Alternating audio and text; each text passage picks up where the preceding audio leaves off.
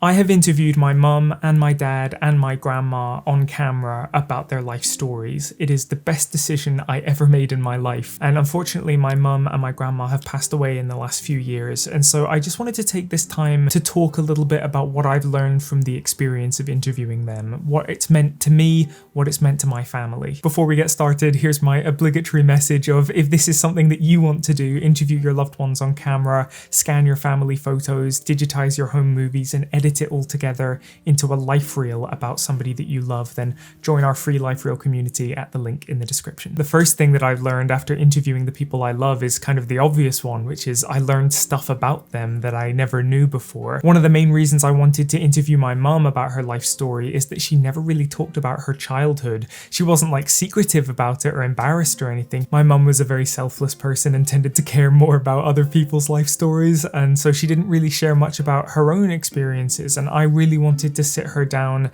and remedy that, to talk about what it was like growing up in South Shields in Newcastle in the 1970s and 80s. One of the things I learned about my mum was that she had a wild nightclubbing teenage years, which I didn't know about before. We used to all go nightclubbing as we got older as well. I mean, I look back now, I just think it was ridiculous. I think I went to a nightclub when I was about 13. I think it was the Chelsea Cat. I think I was with Jacqueline. So she was underage as well, but you know, we're all tarted up and, you know, high heels, and I remember somebody on the door saying, how old are you? And I said, 18.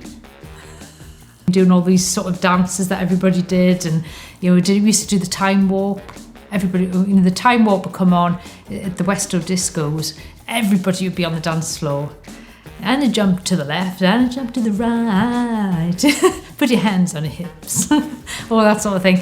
We used to love all that. We used to wear flares and corduroy hot pants and horrendous stuff. We'd all drink, you know, so I would drink cider. So I remember being really drunk and being collapsed in toilets in nightclubs and stuff like that, because it was just ridiculous. I think by the time I was 18 and I went to Wolverhampton Polytechnic, I think I was done with nightclubs. So yeah. Yes. Yeah. When it came to my grandma, there were already a lot of stories that she spent my whole life telling me that I just wanted to have a record of. But I never knew how my grandpa proposed to her. I just never heard that story before. So that was really something I wanted to know when I interviewed her about her life. And it was a great story. He proposed to me on our second date. Second date.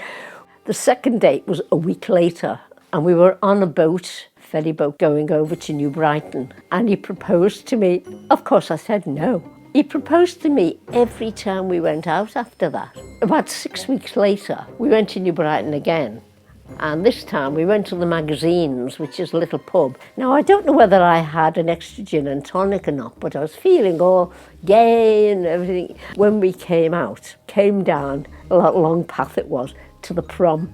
We were laughing and that, you know. He was joking with me and I was in a happy mood. He proposed to me again at the prom, and I went, he said, yes. I was going, all right, yes.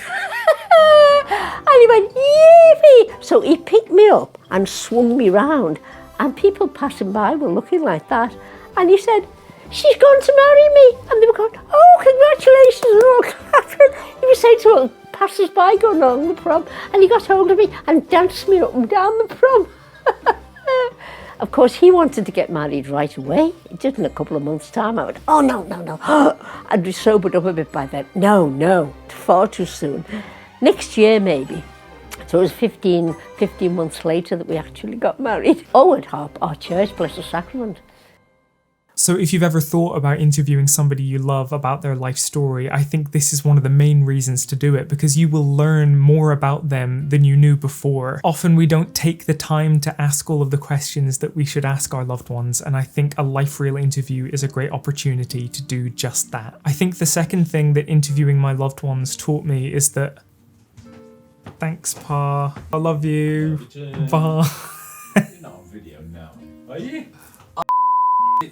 I think another thing that I noticed after interviewing my loved ones is that it made me keenly aware of the things I'm doing in my life that I will remember in years and years to come, when maybe my children will do a life reel interview with me. Interviewing your loved ones about their experiences really makes you think, what am I doing with my life? What am I going to remember? What am I going to look back on fondly? And what decisions am I making right now that I'm probably going to regret? I'm not saying it's made me like hyper focused on making sure that I make the most of every single moment of my life, although I think I would like to be the kind of person that does that. But doing those interviews really does give you the opportunity to ruminate on your own experiences and your own future as well, you know? What are things that you're looking forward to that you're probably going to talk about in your life reel in years to come? I think I'm much more cognizant of the fact that life is short, and sometimes life is unfairly short, and we really should be making the most of the time that we've got. Another one of the kind of immediate things that I learned after finishing my interviews with my grandma, my mum and my dad is that they were instantly a source of comfort and security to me. Even before my grandma and my mum passed away, the second that that interview was over, I had this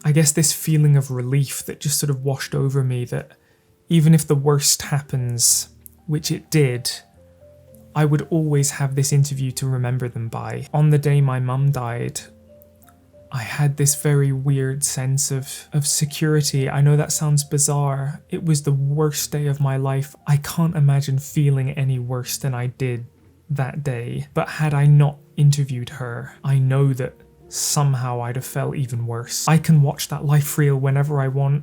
I can see her face. I can listen to her speaking to me.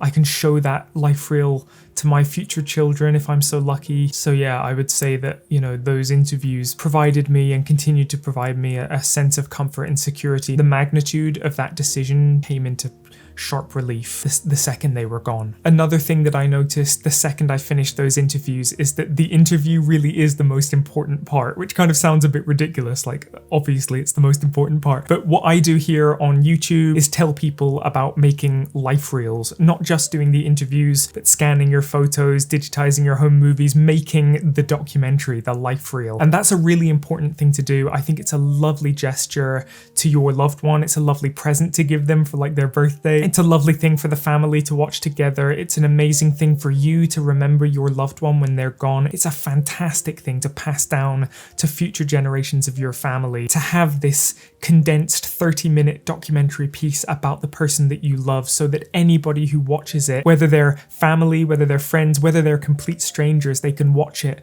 and learn about your loved one's life, connect with them on a deep personal level. All of that is important, but it's not as important as simply setting up your camera and interviewing your loved one for a few hours one afternoon. In a certain sense, you can make the life reel whenever you want, but there is a deadline on the interview, and we never know when that deadline is. We never know how long we have with the people we love the most. And maybe the final thing that I've noticed in the months and years since I conducted those interviews is that the life reel can take a while if you don't have people around you who are constantly encouraging you to finish it. I filmed my dad's life reel interview over 2 years ago at this point, and I'm only just now getting around to actually editing it into a life reel. And it's not that it takes long to do it. It's not a particularly difficult task. Editing it is quite easy. Scanning your family photos doesn't take as long as you think it's going to take. Digitizing your home movies is kind of a set it and forget it type thing. You just need to replace the tapes and then set it going. You know, one of the reasons that I've created the life reel community, which you can join for free at the link in the description,